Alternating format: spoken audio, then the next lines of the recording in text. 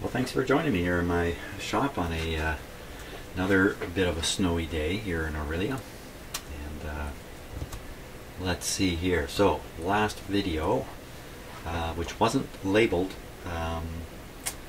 based on this piece of equipment, I titled the video just about meters, meter mania, I think I called it. So if for some reason you didn't watch it, you might want to, just to see me try to get a grip on some of the instruments in my shop, and I think I was fairly successful. So I now know which instruments to ignore, and more or less, and which ones to pay attention to. So what I discovered is this voltmeter is quite accurate and operates at a range of frequencies. We're going to check it with a higher range of frequencies now. Video before the last one, I kind of discovered the built-in VTVM in this instrument seemed to be awfully accurate. I also discovered that my scope here, not much of a discovery, is quite reliable. It's just a little hard to take precise measurements off of it, but quite reliable. I just got to stay away from this calibration terminal here, which doesn't appear to be calibrated. So that's the issue with the scope. It's not a very important issue. I found my old Heathkit, the voltmeter I like to use the most when I'm working in the shop, because it's a nice indicating meter here. I found out this guy is really quite good. He's not completely accurate, but not very frequency sensitive. It seemed to work up to a pretty high range of frequencies, which was pretty good. The meter that surprised me a little bit is this one. This is your standard digital multimeter, nothing particularly special about this one. This is not a particularly expensive one either, and maybe it showed up when I was testing it. This thing really on AC, if you're testing something around 60 cycles coming out of your outlet, and this is 100%, and probably ranging around there, probably 50, maybe down to 40, I don't know, and up to a couple hundred, this is okay, a couple hundred hertz, but beyond that, throw it away. It's not going to work. Probably the issue inside that meter is a digital to analog converter electronics that just isn't fast enough to work on higher frequencies. So a little disappointed, because when this guy is working, of course, you can read it out to 2 decimal points. And I think when it's in its proper operating range, it's a very good meter. But I must be aware. Beware. So I already have the instruments operating here. While we've been chatting, they've been warming up a little more. And right off the bat, just before I turn the camera on, I noticed something. So let's just see what they're saying right now. So this guy, the Ballantine meter, or Ballantine, definitely has a bit of a dirty knob here. I gotta be very careful with it. So I'm on the 10 scale.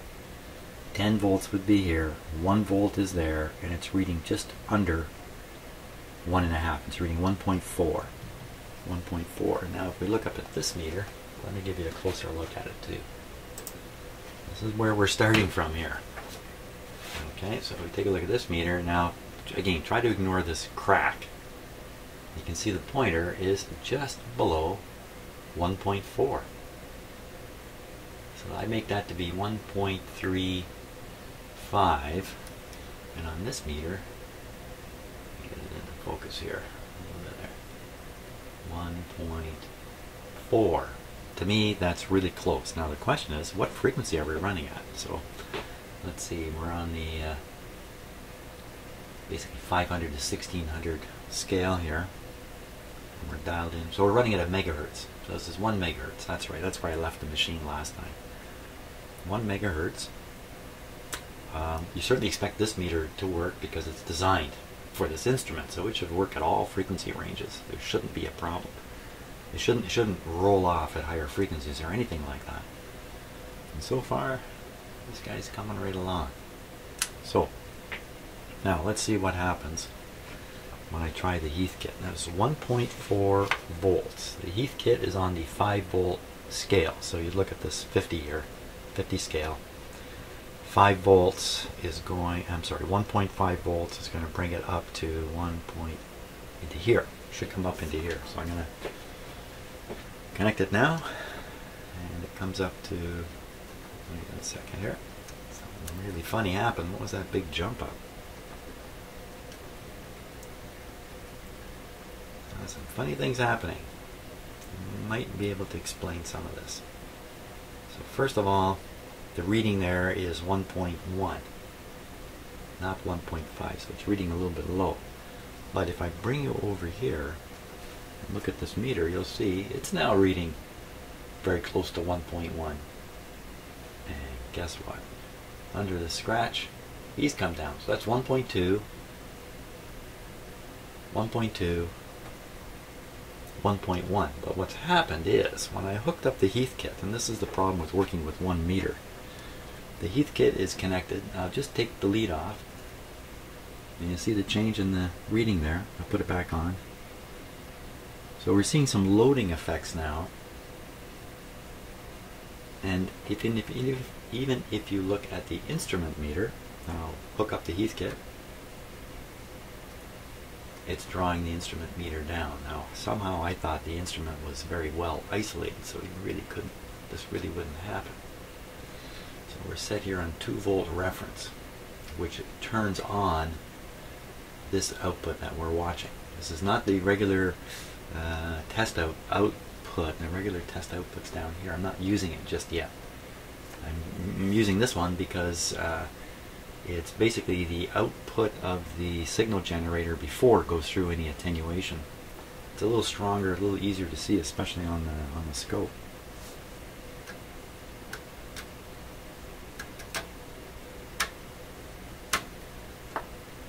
And what the heck just happened to this meter? It just went wild over here.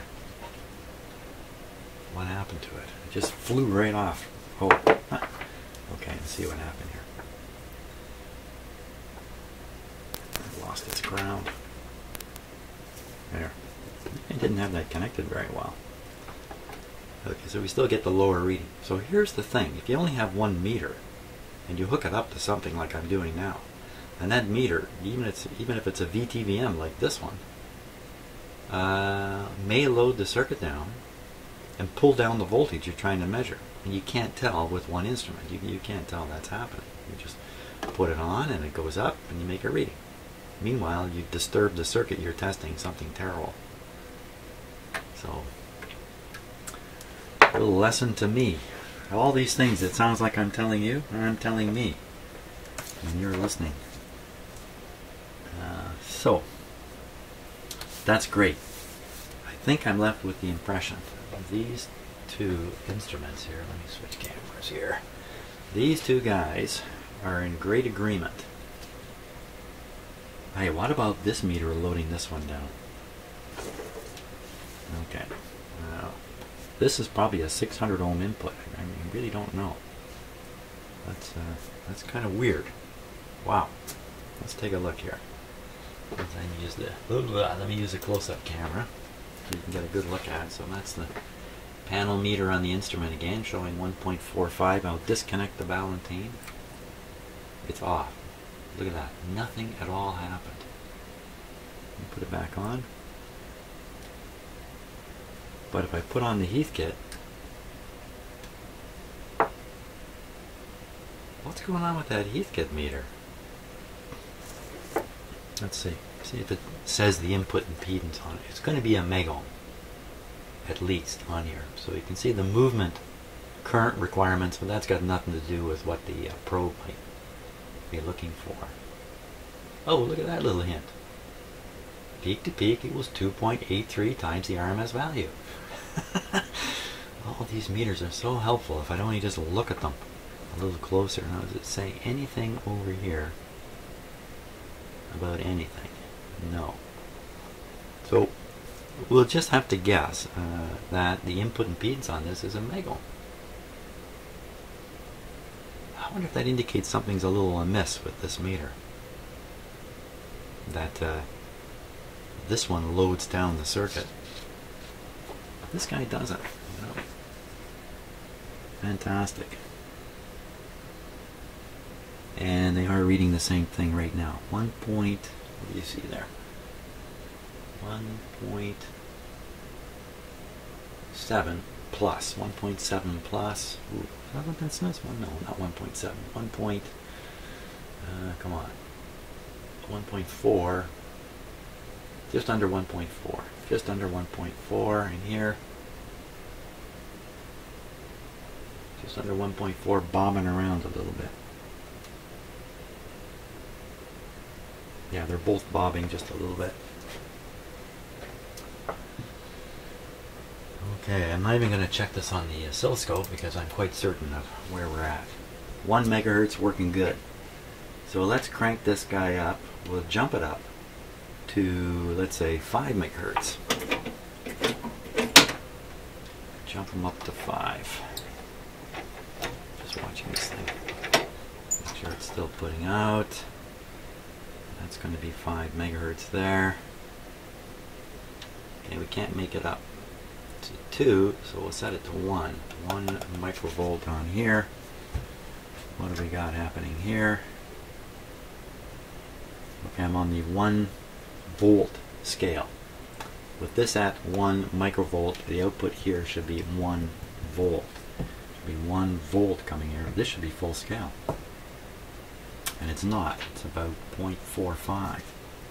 Okay, so I'll take the frequency down and we'll watch both these meters. I'll keep this one at 1. I'll keep readjusting to hold this one at 1. And we'll watch this. So look what's happening. This is staying at 1. Actually, this is climbing slightly. Not much. It's going back. Okay, so it's come back to 1. Just went off a little bit. Now we're at 300. We're at 3 megahertz. And this is almost correct. Still going up. This is going up too a little bit. Let me set it back here. Okay, we're right on 1. We're almost at 1 here, so we'll take it down a little lower. We're down around 2 megahertz now. 2 megahertz, correct. 2 megahertz, turn this back to 1. What do we got here? We got 9. Let's keep going down. Can't go too much further. Get down to, here's 100. So this would be, I was going to say 150. This is 1.5 megahertz. Turn this back to 1.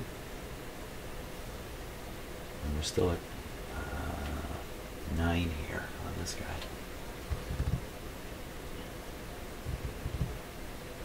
Okay, now I'm full of doubt again, so it's not exactly the same. We'll go back down to, oh, that's not down, that was up. Back down, dial in 1 megahertz. Okay, 1 megahertz. Crank this back to 1. Okay, that's right on 1, and this is 9.3 again.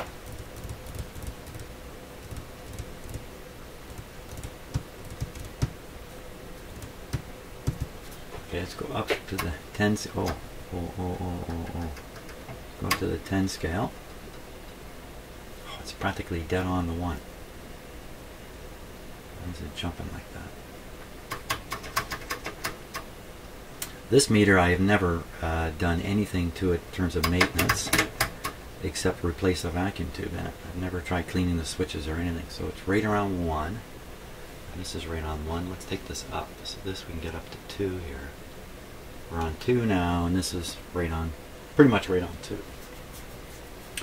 So that gives me the impression that this is good up to a megahertz. Beyond that, a little shaky. Now, in a normal radio work, the need to measure RF frequencies is actually not very great. In normal, your basic round-the-house type radio, mostly you're measuring DC voltage levels. Not too often you're trying to actually measure the real signal. You might try measuring the IF oscillator, the local oscillator, perhaps with a voltmeter. Try to convince yourself there's output there. And maybe even the level of it, perhaps. Maybe that's the only real application in a run-of-the-mill radio. But part of what I've been doing here is trying to get myself comfortable with all these instruments I've got. Some of these I've had for decades, and others I've acquired quite recently, like this one. Really, it's quite recent. In fact, really, most of the equipment in my shop is in the last decade or so. I've collected it. This guy's an exception. He's been around with me for 30 years. So is this this machine here. But you know, I'm just looking around and realizing that just about everything else in here is relatively new, and I haven't got that free-ranging, experimenting opportunity with all these instruments at all, really. I've just been working with them, and I have not been doing calibrated type tests, precision tests. I've just been doing, you know, qualitative tests, I guess would be the right word for it. So very interesting. So I'm feeling a lot better now. I'm pretty sure if I really want to know the output level of a higher frequency yet, bearing in mind that you begin to get radio effects in the cabling and stuff like that, and that could even be what's going on here, you know. Maybe the reason that the higher frequency this meter is rolling off is really because my cable here is crap. I'm not going to investigate any further on that though. Pretty happy with the result. If I really do need to read the voltage of a higher frequency, I can always try it with a scope. So where does that leave us? Now that leaves us in a position where I can somewhat reliably recheck this machine now in terms of its ranges. And I want to make a few notes of this time around, because there's still a few more capacitors. Oh, you know what? You know what's been killing me? I never tested the internal oscillator on here. Some of you who have been following along would be saying, hey, did you get the internal audio oscillator to work? So let's find out. Okay, I'll put my shortwave radio on 4 megahertz here. I'll bring this guy up to 4 megahertz. Right around here. No antenna. Put little antenna on it. Let's leave this connection to the meter. I don't want to disturb that just yet. And we'll try to power it.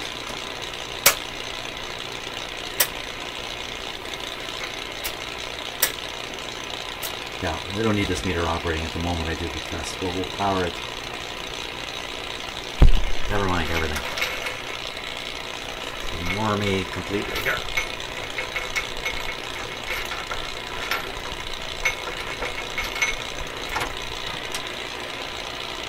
Okay, so I just disconnected the meter and the scope, but now I'm going to stick an antenna in here.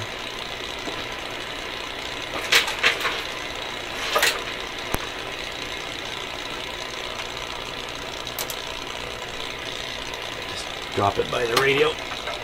Now we'll try tuning again.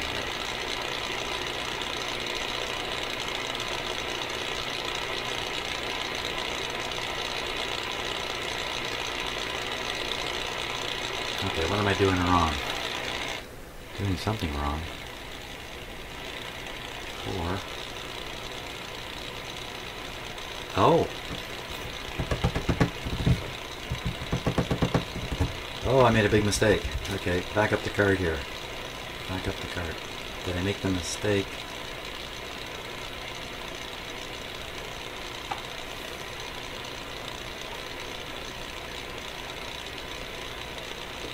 I think I made a mistake completely. Okay, so this will produce the 4. Let's continue with what I'm doing here. Then I'm going to recheck the meter, because I think I had this set incorrectly. I really didn't have the high frequency coming out that I thought I did. So we'll just do that again in a moment, but now,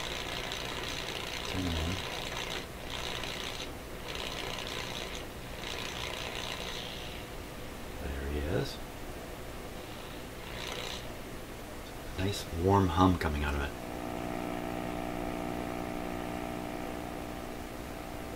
Now we'll turn on the internal. There it is. That's 1,000 hertz. And we'll just go up through the ranges here. Okay, that's 6.3 kilohertz, and I can't hear it. It could be it's beyond my little radio.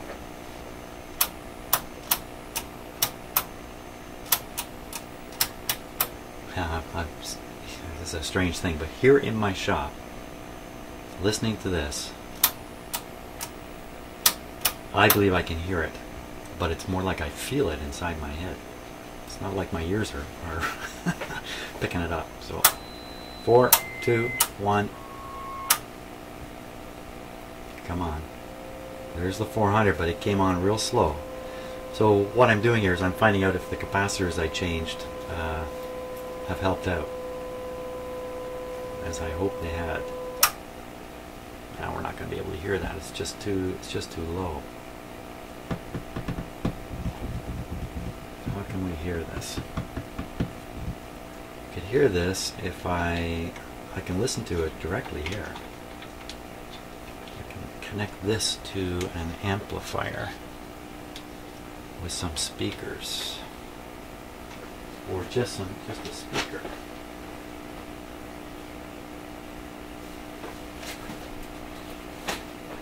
Okay, this is a terrible thing to do, but it's all I got. It's all I got. And you'll see if this thing can drive a speaker directly here. See if we can hear those lower tones. I mean, this isn't even the best speaker to do this with, but I'm going to take a moment to give it a try.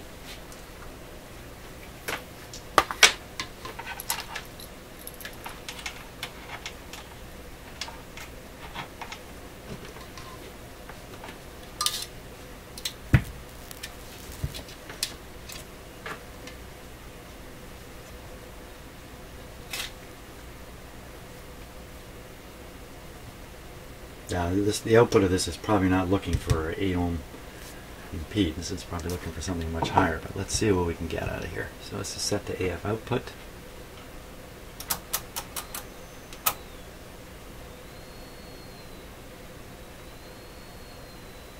I'll put this right up by the speaker. Oh, what was that? Oh, that might be a little hard on your ears. There we go. Okay, 4,000, 6, 10, it's still there, doing some funny things. 400, 1,000. Yeah, there's 2,000, barely hear it. Ah, this is bogus. Bogus test. Bogus way to test this. Come on off of there. Pretty strong magnet on this speaker. Okay, so question is still open. Is the audio oscillator working properly inside there? My impression after doing this is it's still not really working properly. Didn't seem to have any dramatic improvement there. Must be some more components that can be changed in and around the internal audio oscillator. So a little birdie has been whispering in my ear about a large 16 microfarad capacitor. Yes, look at that. Yes, look at that. Have a look at that. Okay, so that's pretty good like that. So I replaced this capacitor on the basis that the entire oscillator feedback has to pass through this capacitor to get back around and come through the oscillator again. Something like that. Okay, so if we track back where the signal's coming from, you can see it here. It looks like a cathode follower sort of circuit here. Okay, but we also see coming off the plate here a capacitor, a signal going to the grid here, and then an output up here, the classic, would you call it a plate follower? I don't know if you really can call it that. That would come through this big capacitor, 16 microfarad capacitor, and then it works its way on back. So this capacitor could very well be in the same position, so to speak, as this one. Now, this was a fairly small one, 400 picofarad. This one's a big fatso, 16 microfarad. So big guys, usually more important. So we're going to have to track this one down and try to get rid of it. A weakness in this capacitor or this one, either one, could just not pass lower frequencies, and then the oscillator would behave the way it's behaving. So that's a good guy to go after. Now, I'm sure it's worth doing to 16 megahertz band. Weird. Oh, there's one of my cats there. Come on. Come on and say hi. You don't come on camera much at all. This is a senior cat, Tabby. Yeah. She's down here telling me she wants some food in a bowl. Or she wants the water cleaned. It's always one thing or the other like that. She's 17 years old. Cats get old, you know, they get wiser and wiser, just like anything. I'm sure it's true of dogs and everything. They had lots of lives, lots of years behind them. They get pretty wise.